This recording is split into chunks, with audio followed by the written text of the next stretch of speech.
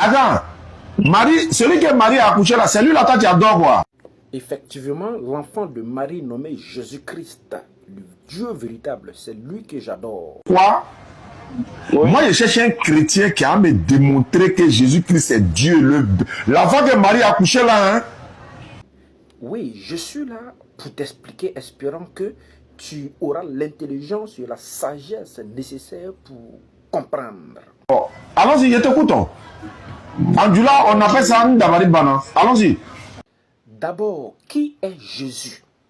Quelle est son identité, sa nature réelle?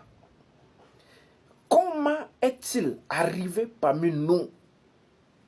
Faisons la lecture dans le livre de Matthieu 1er, on va lire à partir du verset 18. Voici de quelle manière arriva la naissance de Jésus-Christ.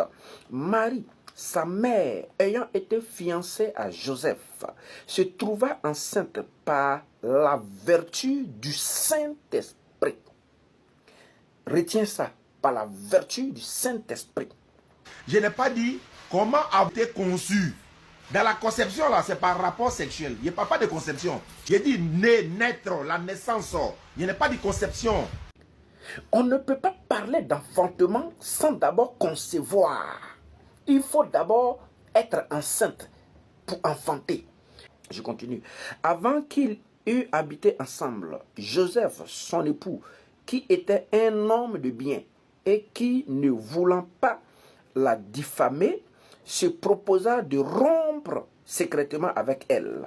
Comme il y pensait, voici un ange du Seigneur lui apparut en songe et dit: Joseph, fils de David, ne crains pas de prendre avec toi Marie, ta femme, car l'enfant qu'elle a conçu vient du Saint-Esprit.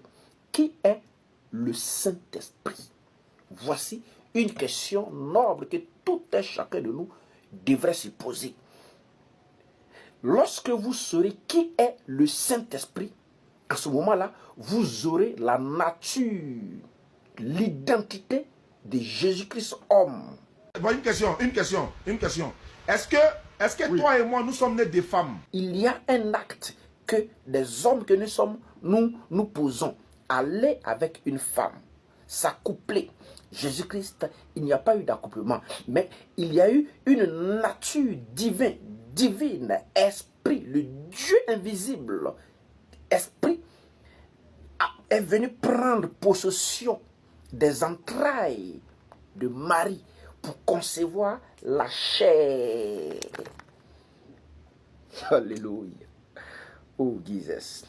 Déjà, à partir de cette lecture, nous voyons l'origine de Christ, son identité. Nous voyons une divinité en Jésus-Christ. Puisque toi et moi, il a fallu que nos pères et nos mères s'accouplent. Jésus-Christ, il n'y a pas eu d'accouplement.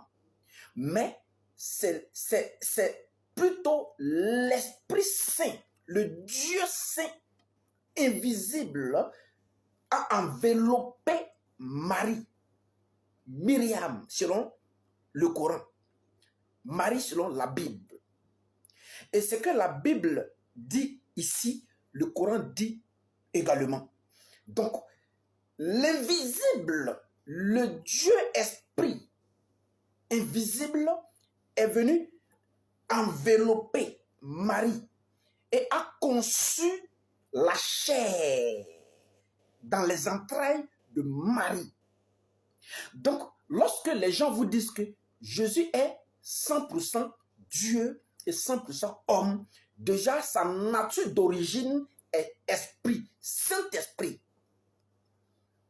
À partir de cette lecture, si tu as l'intelligence et la sagesse nécessaires, tu comprendras qu'en Jésus-Christ, il y a un Dieu. En Jésus-Christ, chair, il y a un Dieu esprit. Fais-moi cette lecture que tu as fait précédemment.